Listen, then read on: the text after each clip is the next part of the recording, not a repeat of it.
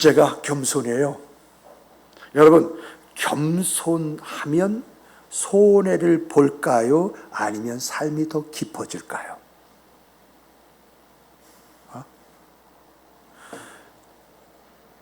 겸손히 고개를 숙이면 땅이 보일까요? 아니면 더 중요한 것이 보일까요?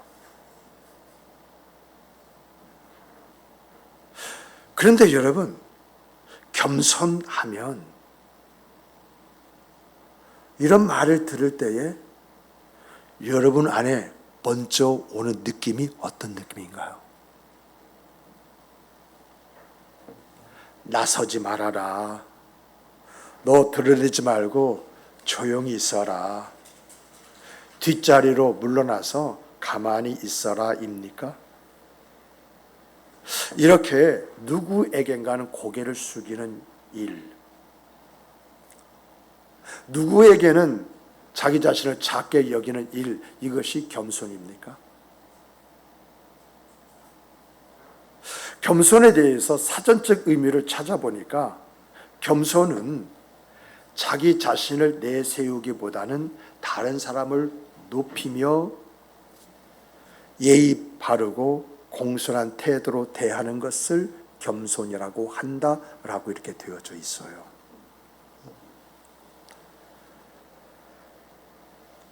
그러면 오늘 우리는 여기서 이런 질문을 할 필요가 있어요. 진정한 겸손은 자기 자신을 낮추고 상대를 높이고 예의 바르고 공손한 태도, 이러한 것을 취하는 것입니까?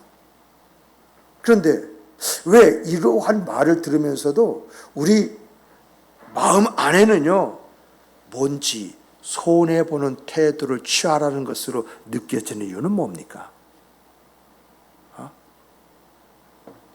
특히 성경은요, 겸손해라는 말이 참 많이 나와요.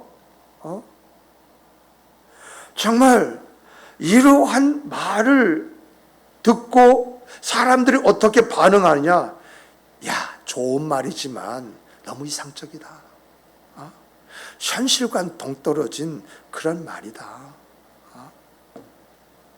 너무 그 기준이, 그 도덕적 기준이 높아가지고 그거 그렇게 살 수 있겠냐? 그렇게 살면 기회 놓치게 딱 알맞다, 이렇게 이야기합니다. 또 어떤 분은 자기를 포기하는 건 아니냐, 자기를 부정하라는 거 아니냐, 무조건 복종하고 그렇게 살라는 거 아니냐, 이렇게 급진적으로 말하시는 분들도 없잖아 있어요. 그런데 이렇게 생각하고 말하고 행동하시는 분들 있지 않습니까? 이분들은 뭘 모른다? 성경을 모른다. 성경에서 말하는 그 말을 오해하고 있다, 이렇게 이야기할 수밖에 없어요. 왜냐하면 성경은요, 겸손은 뭐라고 했냐? 은혜를 아는 자의 태도이다, 이렇게 이야기해요. 감사를 할 줄 아는 사람의 모습이다, 이렇게 이야기를 해요. 그렇지 않습니까? 내가 은혜를 입은 사람이고 그 은혜를 알아요. 그럼 그 은혜 앞에서 내가 갖는 모습이 어떤 모습이에요? 겸손이잖아요. 내가 정말 너무너무 감사해요. 그 감사하는 그런 사람이 갖는 모습이 뭐예요? 겸손해요. 성경에서 말하는 것은 뭐냐? 우리에게 은혜를 모르고 감사를 모르는데 겸손해라, 이게 아니에요. 은혜 아느냐? 그럼 은혜 아는 자의 태도가 바로 겸손이다. 감사하고 있느냐? 그러면 감사하는 자의 가질 그 태도가 바로 겸손이다, 이렇게 이야기를 하고 있어요.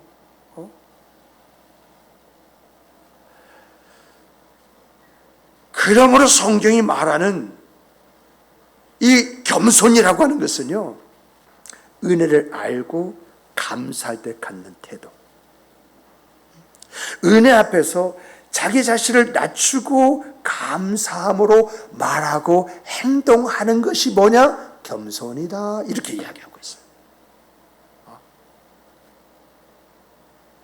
오늘 우리는 이번 주 한 주간 있잖아요. 한 주간 겸손을 살피면서 이 겸손 속에 있는 은혜가 뭐냐? 그 은혜를 살피고자 합니다. 우리가 알아야 할 것은요, 우리가 이 겸손을 알아야 할 것은요, 이렇게 정리 좀 해주세요. 여러분, 은혜는 감사를 꽃피우고 감사는 겸손을 자라나게 한다. 좀 시적인 문구인가요? 은혜는 감사하게 만들고 그 감사는 겸손이라고 하는 그 생각, 그 삶을 만들어 간다는 것이거든요. 그래서 성경에서 말하는 겸손에 대한 특징이 있죠. 특징을 보면 크게 세 가지로 이야기하고 있어요. 첫 번째는요, 겸손의 경로를 위해서 어떻게 해서 겸손하게 되어진 줄 아느냐? 너는 이런 경로를 통해서 겸손해야 된다. 이것을 이야기하는데, 여러분, 은혜를 알면 감사가 나오고, 감사를 하면 겸손한 행동이 나오기 때문에 겸손은 감사에서 나온다. 이렇게 말하고 있어요. 성경이 얼마나 섬세해요. 얼마나 디테일해요. 그냥 겸손해라라고 하는 게 아니라 은혜 아니? 은혜 알면 감사하게 되지. 감사하면 어떤 모습을 가져야 되니? 그래, 겸손해지는 거야. 이게 성경이 말하는 감사예요. 겸손해요. 그러면 겸손을 깎아내리는 것이 아닙니다. 하나님 앞에서 내가 누구냐? 나의 정체성을 아는 데서 갖게 되는 은혜예요, 은혜. 나같이 보잘것없는 그런 사람을 하나님께서 하나님의 자녀로 삼아주시고 그 하나님의 소망 가운데 내세를 바라보고 살아가게 하셨던 이 한 가지 사실로만 해도 내게는 큰 은혜지 않습니까? 이 은혜를 생각할 때마다 내게 나오는 게 뭐죠? 나 같은 사람도 이런 은혜를 베풀어 주신 하나님 자연스럽게 감사하게 되죠. 그러면 이 하나님 은혜 앞에서 감사하는 사람이 하나님 앞에서 목이 고단 백성처럼 고개를 딱 들고 하나님 그럴 수 있습니까? 이렇게 말할 수 있나요? 내가 은혜가 어떤 것이 알고 큰 앞에서 깊은 감사를 하게 되었으면 그렇습니다. 하나님 내가 여기 싸우니 주여 나를 통해서 일하시옵소서. 이런 모습이 나오는 거 아니겠습니까? 그래서 성경은 말합니다. 범사에 감사해라. 이것은 그리스도 예수 안에 있는 하나님의 뜻이니라 라고 할 때에 감사 속에 뭐가 있느냐? 겸손이 있는데 겸손에 행하는 그 생과 삶이 하나님의 뜻이다. 이것을 이야기하고 있는데 우린 그것까지 보지 못하잖아요. 그래서 성경이라는 것은요 그냥 문장 그대로 보는 것이 아니라 이것을 성경 66권에서는 어떻게 이야기를 하고 있는가 이렇게 살펴보게 되면 하나님의 뜻은 겸손한 자기 백성을 찾으시는 하나님의 열심이 있기에 바로 감사함은 자연스럽게 겸손해지게 되어져 있기 때문에 하나님이 찾으시는 바로 그 사람이 될 수 있기 때문에 이것이 그리스도 예수 안에는 하나님의 뜻입니다. 이렇게 말하는 거구나. 딱 발견할 때 어떻게 눈이 밝아지지 않습니까? 가슴이 뭉클해지지 않습니까? 내가 무엇을 해서 어떻게 살아야 할지 삶의 방향이 분명해지는 거 아니겠습니까? 사도 바울은요 이것을 이렇게 표현해요. 내가 나 된 것은 하나님의 은혜로 된 것이니 내게 주신 그의 은혜가 헛되지 아니하여 모든 사도보다 더 많이 수고하였으나 내가 한 것이 아니요 오직 나와 함께 하시는 하나님의 은혜로다. 이 말 속에 이 고백 속에요 사도 바울 그 사도가 받은 은혜가 들어가 있고요 그 은혜에 대한 감사가 들어가 있고요 그 감사로 갖게 된 겸손이라는 것이 함께 들어가 있어요. 단순하게 고린도전서 15장 10절 보면서 오늘 입었다 이런 은혜대 이게 아니에요. 은혜가 어떤 은혜를 받았다고 하는 것이냐, 그 은혜로 말미암아 어떤 감사를 했다는 것이냐, 그 감사로 말미암아 어떤 겸손의 생과 그 삶을 살게 되었다고 하는 것이냐, 이것을 볼 줄 알아야 되는 것이거든요. 그래서 이 말씀 속에서요, 사도 바울의 은혜는 뭐죠?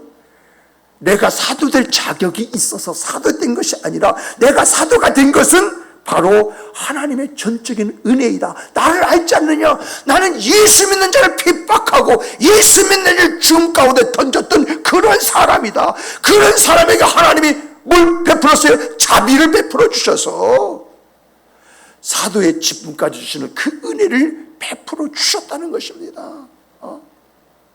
이 은혜 앞에서 내가 감사할 수밖에 없느냐 하면서 그 감사를 뭐라고 했냐면, 그래서 나는 은혜가 헛되지 않게 살고자 몸부림쳤다, 애썼다, 수고했다.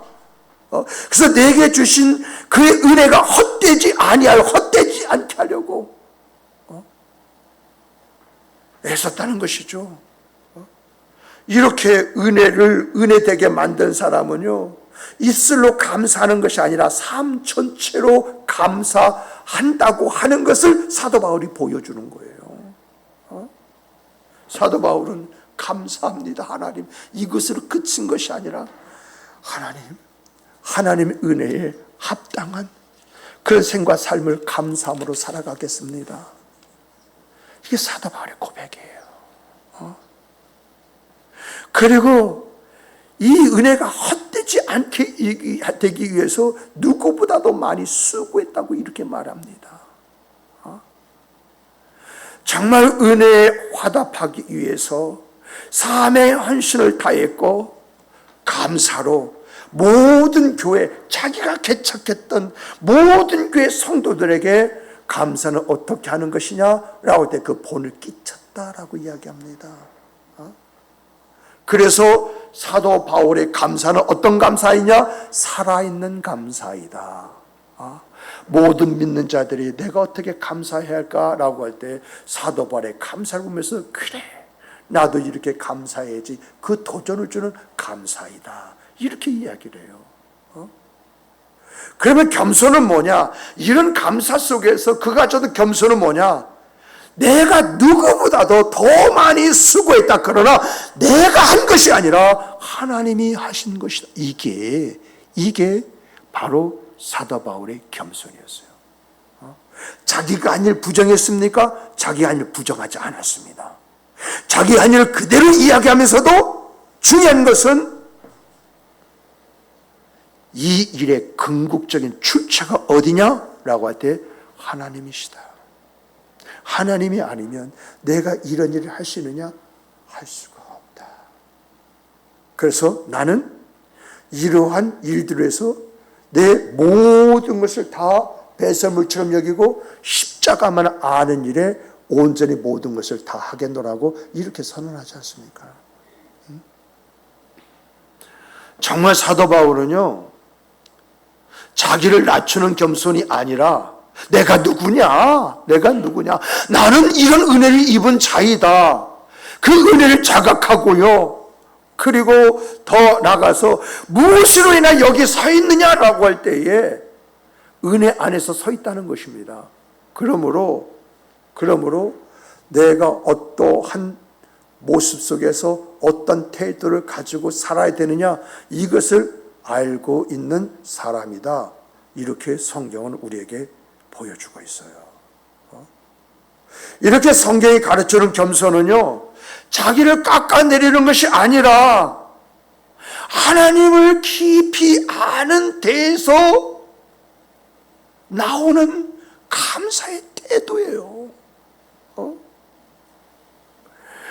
은혜가 깊으면 깊을수록요, 여러분, 자연스럽게 흘러나오는 것이 겸손입니다. 겸손해요. 그래서 겸손한 사람은 어떤 사람이냐? 겸손한 사람은 은혜를 아는 사람이다.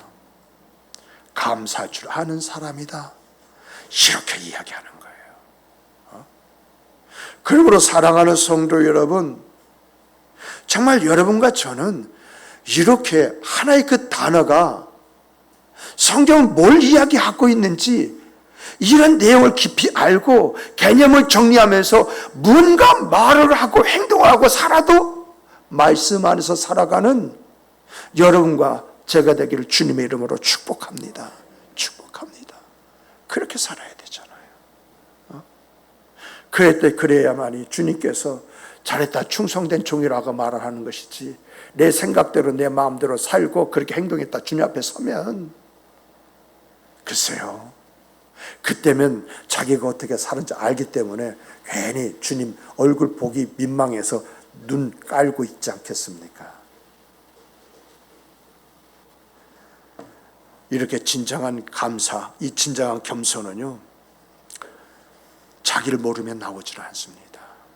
자기를 정확하게 아는 데에서 은혜가 뭐냐 그걸 깨닫는 것이고, 그 은혜를 입은 자가 되었다는 사실 앞에서 감사가 나오는 것이고, 이 감사 속에서요 정말 겸손의 아름다움이 내 삶이 되어지는 것입니다.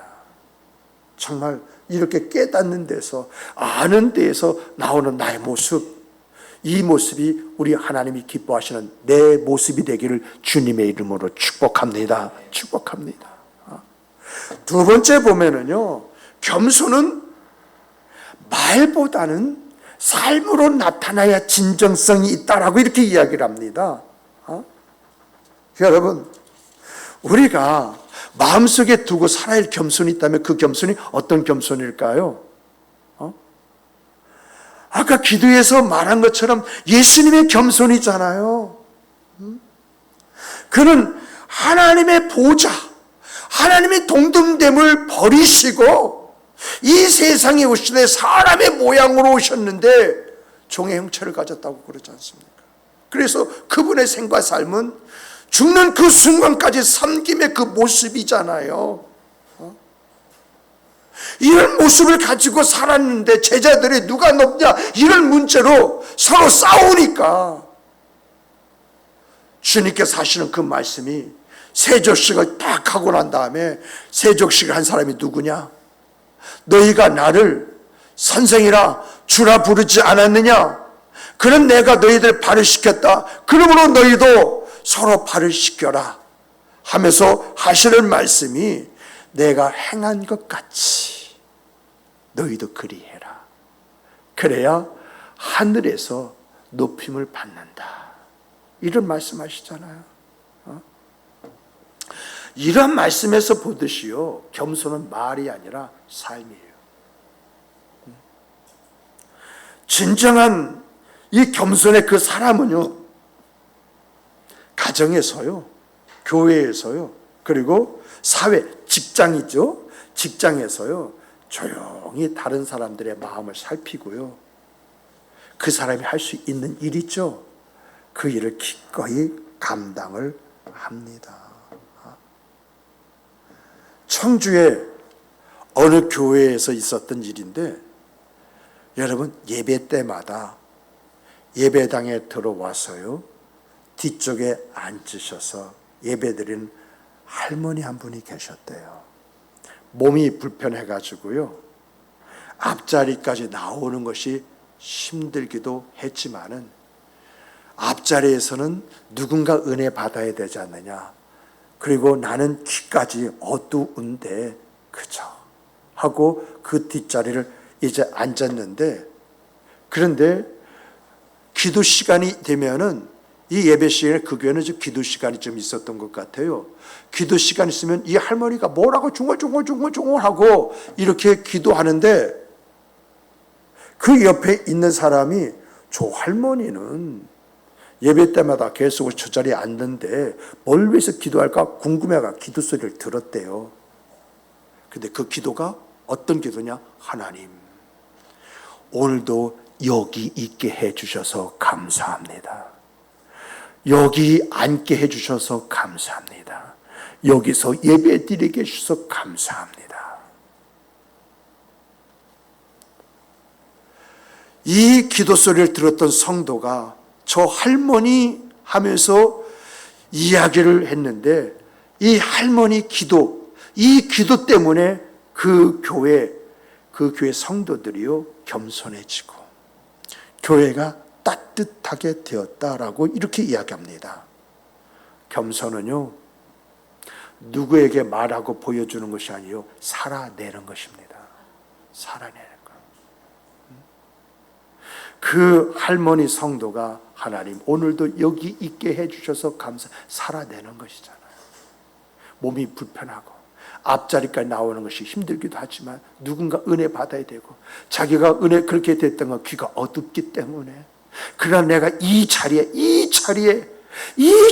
있게 된 것만 해도 감사는 이 감사 이러한 것들이 삶으로 정말 감사는 그 감사가 아니겠습니까? 그리고 이것이 바로 겸손이잖아요. 정말 이런 겸손이요 이런 기도를 들었던 성도에 의해서 그 교회 성도들이 겸손해지고 그 교회 성도들이 따뜻한 마음을 갖게 되었다라고 하는 이런 이야기 속에서 여러분 섬김은 모든 사람들을 신뢰하게 만든다라고 하는 것을 우리에게 보여주고 있지 않습니까? 정말 이러한 신뢰를 끼치는 그런 사람이 바로 여러분과 제가 되기를 주님의 이름으로 축복합니다. 축복합니다. 누군가 나의 그 말, 나의 행동 하나 때문에 큰 힘이 되어지고 뭔가 회복이 되어지고 도움이 되어지고 모습을 갖게 된다고 한다면 그분은 겸손을 삶으로 살아낸 바로 그 사람, 하나님이 보시고 원하시는 그 모습을 가진 그 사람, 바로 그 사람이잖아요. 세 번째는요, 겸손한 사람은요 사람의 마음을 움직이며 산다고 이렇게 이야기를 합니다. 여러분 한번 이야기해 보십시다. 여러분들이 겸손한 사람과 함께 있으면 마음의 부담이 일어납니까? 아니면 마음이 편해집니까? 뭔가 시기 질투가 납니까? 은혜스럽습니까? 많은 사람들이요 겸손한 사람과 함께 있으면요 마음이 편하다고 그래요. 은혜스럽다고 그래요. 왜? 그 사람 안에는 따뜻한 감사가 있고 거기서 나오는 겸손이 누군가를 이해하려는 마음으로 확장되어지고 그 마음이 어떤 모습을 갖게 되느냐? 섬김과 배려의 모습을 갖게 만들기 때문에 이 사람 옆에 있으면 마음이 편해진다. 은혜가 된다. 그냥 같이만 있어도 은혜가 된다.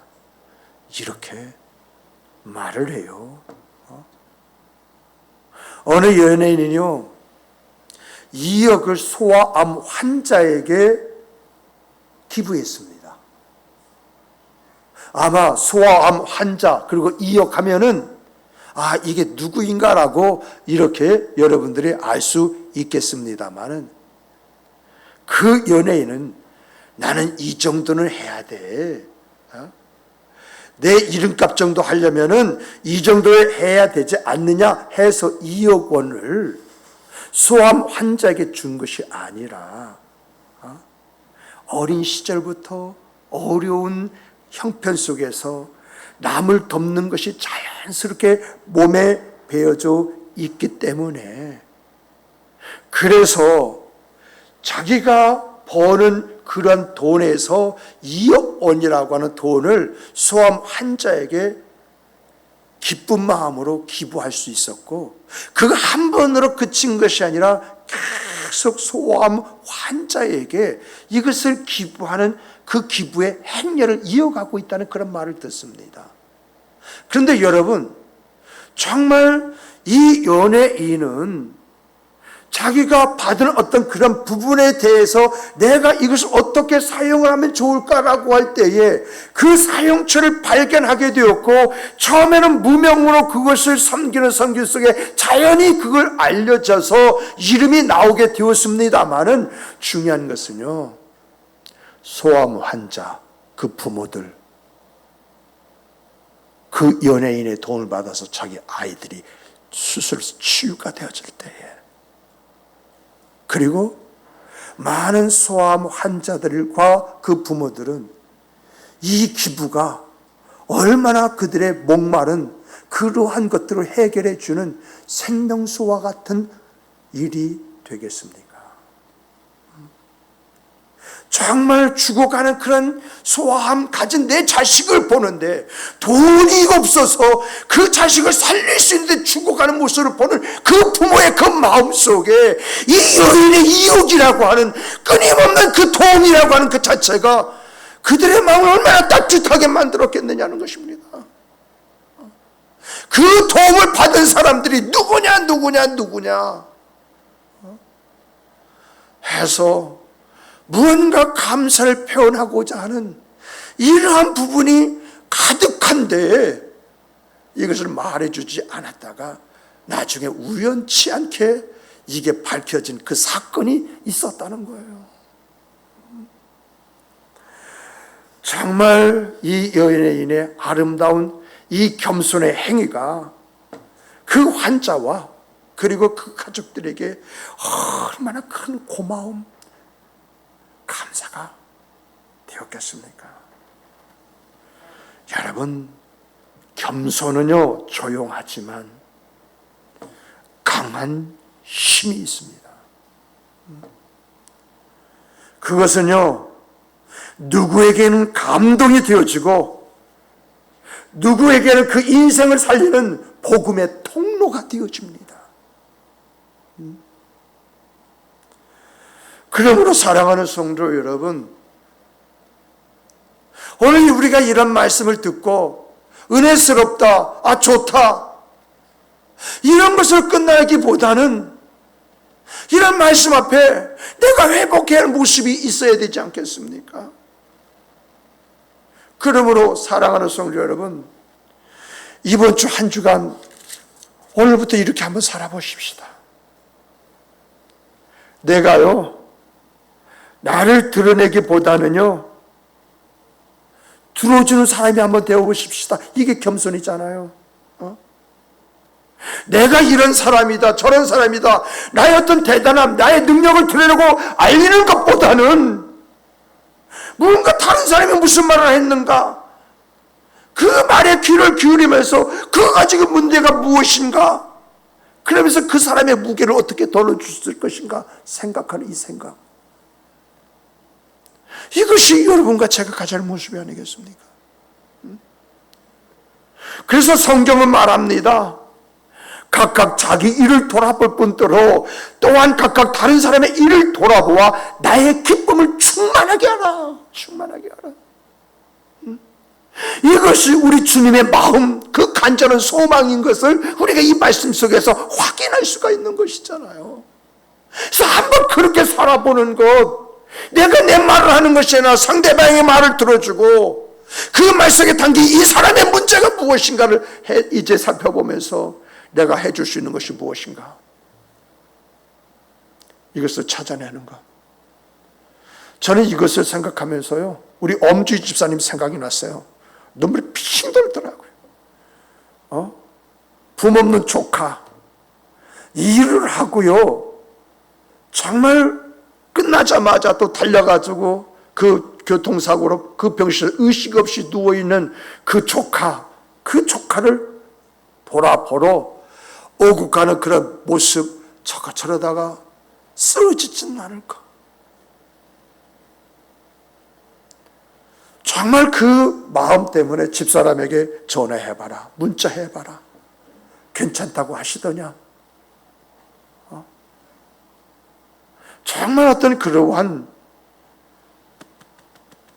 모습, 이런 모습이 좀 우리에게 있어야 되지 않겠습니까? 그 조카가 회복하고 나서 우리 집사님 생각할 때 어떤 마음을 갖겠습니까? 우리 집사님 말 한마디 하게 되면 알았어요 하고서나 그 이야기에 반응하는 그런 모습을 갖지 않겠어요? 그리고 여러분, 우리가 이렇게 내 말보다도 다른 사람의 말을 들고 다른 사람의 어떤 그런 것을 헤아려 살펴서 무언가 도움이 되어지는 그런 모습을 가질 뿐만 아니라 여러분, 내 가정에서, 우리 교회에서, 내가 다니는 그 직장에서요, 내가 할 만큼 했어. 이거 많이죠? 할 만큼 했어. 저도요, 은혜가 떨어질 때 집사람한테 하는 말이 내가 할 만큼 했어. 나보고 어쩌라는 거야. 이런 말 한 적 있어요. 이야, 깨닫고 난다면요, 내가 죽을지언정 이 말을 하지 말아야겠다. 아주 단단하게 결심했습니다. 여러분, 특히 남편 되시는 분들 있잖아요. 아내에게, 자녀에게, 가정에서 내가 할 만큼 했어. 교회 안에서 내가 봉사할 만큼 했어. 내가 직장에서 내가 일할 만큼 일했어. 이런 태도가 팽배하지 않습니까? 근데요, 여러분, 은혜를 아는 사람 있잖아요. 감사하는 사람들은요, 가정에서요, 가족 누가 말하지 않다 할지라도요, 내가 먼저 아래서 배려심을 베풀어요. 그저 내 아내, 내 남편, 내 자식이 빵긋하고 웃는 그 웃음, 그거 하나 보기 위해서 그 웃음 하나만 딱 보면 내 수고가 눈 녹듯이 다 사라져 버리잖아요. 이런 한번 내가 되어보는 거. 정말 교회에서요, 눈에 보이지 않지만은 꼭 필요한 섬김들 있잖아요. 아, 내가 하자. 그 조용히 한번 해보는 그런 모습. 직장에서는요, 내 역할 외에 내가 몸담고 있는 그 팀에서 내가 할 수 있는 일이 뭐냐라고 하는 것을 다시 한번 생각해보고 그 일을 해보는. 그랬을 때 내 가정에서 내 위치, 교회 안에서 성도들이 나를 보는 그러한 태도, 직장 안에서 나를 예우하는 그 모습이 달라지지 않겠습니까? 그래서 성경은요, 너희 중에 크고자 하는 자는 너희를 섬기는 자가 되어라, 이렇게 말씀하세요. 정말 내가 내 가정 안에서요, 존경받는 남편, 아내, 그리고 부모가 되려면요,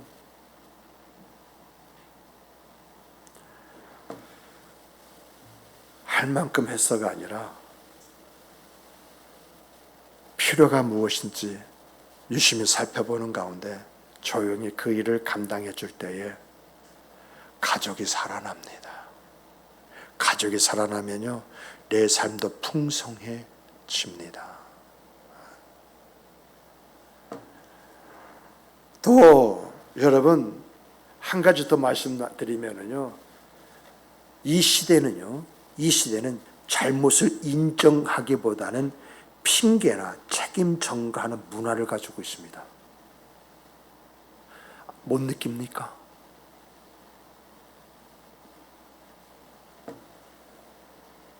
어떻게 분명하게 저 사람이 잘못했는데 핑계를 하든가 어떤 책임 전가라든가 그리고 나는 모른다는 말로 피해갈 수가 있습니까? 이것이 우리 문화가 되어버렸어요. 정치인만 그런 것이 아니라 우리들 삶과 삶 속에도 그래요. 목회자들 간에도요, 잘못을 인정하면 무언가 자기 자신에 대한 명예가 실추될 것 같아서 안 해요. 그리고 핑계대요. 책임 전가해요. 근데 여러분, 겸손한 사람은요, 자기 실수를 하나님 앞에서 먼저 인정합니다. 그리고 그 실수를 통해서 배우는, 그리고 성장하는 태도를 가져요. 잘못했을 때 변명보다는 사과를 먼저 하는 그런 용기. 누가 나에 대해서 어떤 이야기를 해줄 때에는 방어하는 그런 모습보다는 감사하는 그 태도로 반응하는 것. 또 내가 실패했다, 실패를 두려워하기보다는 실패를 통해서 배우는 것. 이러한 것들을 통해서 나를 성숙한 사람으로 만들어 가야 되지 않겠습니까? 성경은 분명하게 말합니다. 하나님은 교만한 자를 물리치시고 겸손한 자에게 은혜를 주신다고 했습니다. 이게 하나님의 뜻이고 하나님의 방법이고 하나님의 행하실 일들입니다. 말씀을 맺겠습니다. 사랑하는 성도 여러분, 겸손은요 우리의 삶을 아름답게 만듭니다. 정말 아름답게 만듭니다.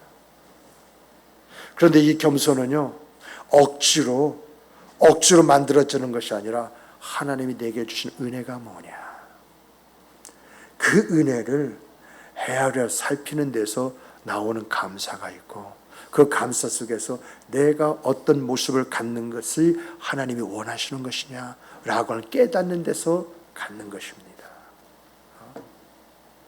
정말 여러분, 내가 이렇게 감사하는 사람이 되어질 때에 사람들이요 자연스럽게 그 감사 앞에 자기의 감정을 내려놓습니다. 그리고 이런 감사 속에서요 뭐가 전달이 되어지냐라고 할 때 그 사람 안에 사랑이 들어가요. 그럼 이 사람은요 사랑으로 또 반응하게끔 되어져 있어요. 신기하잖아요.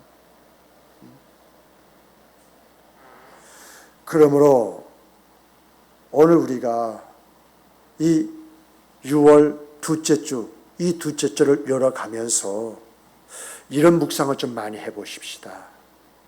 나는 한 주간 무엇을 감사하면서 살아야 하는가? 감사하려면 뭘 알아야 됩니까? 내게 주신 은혜가 뭔가. 그 은혜를 아는 데서 감사가 나오니까 나는 한 주간 무엇을 감사하며 살아가야 할 것인가? 이 말은 내게 주신 은혜가 뭐냐?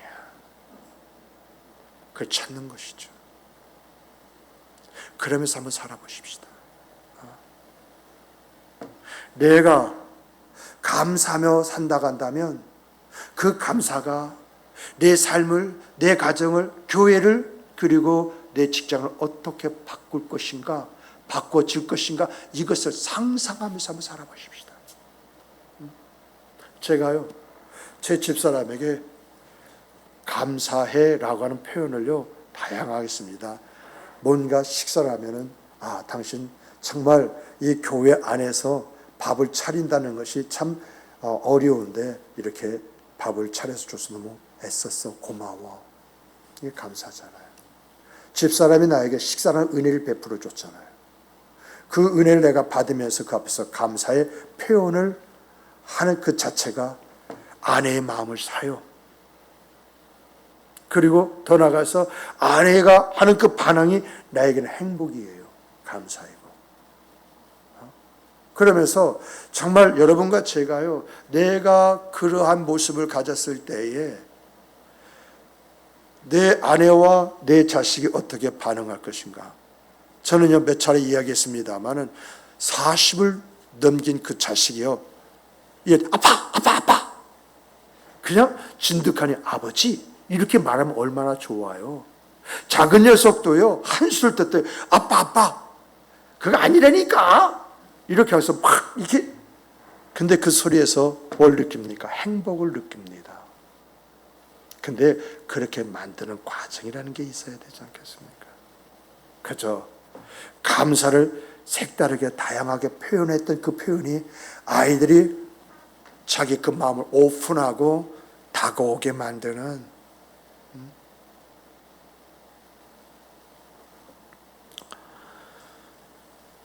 이렇게 내가 감사한 마음으로 섬기게 되어지면 아내를 얻어요, 자식을 얻어요. 그러므로 우리가 이 한 주간을 살면서 내가 감사하면 내 생과 삶에 어떤 일이 일어날까? 내 가정은 어떻게 변할까? 교회 안에서 내 모습은 어떤 모습으로 이제 주어지고 나타날까? 직장 안에서는 사람들이 나를 어떻게 볼까? 한번 상상해 보면서 한번 삽시다. 그리고 더 나가서 내가 섬기고 내 손을 내밀어 줄 그 사람이 누군가 한번 찾아보면서 그렇게 한번 삽시다. 그렇게 살 때에 말씀이 내 생활이 되어지는 거 아니에요? 그렇게 살 때에 말씀이 내 안에서 녹아서 역사되는 그 역사를 내가 체험하는 거 아니에요? 그렇게 살아갈 때 나를 보시는 하나님은 나를 어떻게 보시겠느냐? 그렇게 살아가는 날 볼 때 하나님은 나에게 어떤 은혜를 베풀어 주시느냐? 은혜를 아는 사람에게 은혜를 베풀어 준다는 것이 성경의 이야기고 우리의 생각 그 삶 속에서 우리가 경험하는 거 아니겠습니까? 은혜를 베풀었는데 은혜로 알지 못한 사람에게 은혜 베풀어 주고 싶습니까? 아니잖아요. 그러나 은혜를 알고 은혜를 은혜되게 만들면 더 큰 은혜가 내게 다가오는 것입니다. 그런데 이 은혜를 얻는 방법이 뭐냐? 내가 은혜를 알고 감사하면서 그 안에서 내가 겸손의 모습을 가질 때 오더라. 그것이 성경 위인들이 이야기해주는 그들의 삶의 내용이잖아요. 그러므로 사랑하는 성도 여러분, 정말 한 주간 나는 무엇 때문에 어떤 감사를 해야 할지, 내가 감사한다고 한다면 그것이 어떤 변화를 일으킬지, 그리고 내가 섬기고 손 내밀 수 있는 그 한 사람 찾으면 그 사람은 누구인가, 이것을 좀 생각해 보면서 한 주간을 사시는, 그래서 그 안에서 여러분의 중심과 여러분의 삶의 내용을 보신 하나님의 그 마음의 기쁨이, 그래서 그분이 여러분들의 길을 열어주시고 여러분을 세워주시고 여러분께서 역사하신 아름다운 섬김 있기를 주님의 이름으로 축복합니다. 축복합니다. 하나님은 살아계십니다. 하나님은 일하시고 하나님은 역사하십니다. 그 하나님이 오늘 우리를 보고 계십니다. 삶의 아름다운 변화가 우리 인생사 우리의 모습이 되기를 다시 한번 축복합니다. 우리 다 같이 주시는 말씀 가지고 기도하시겠습니다.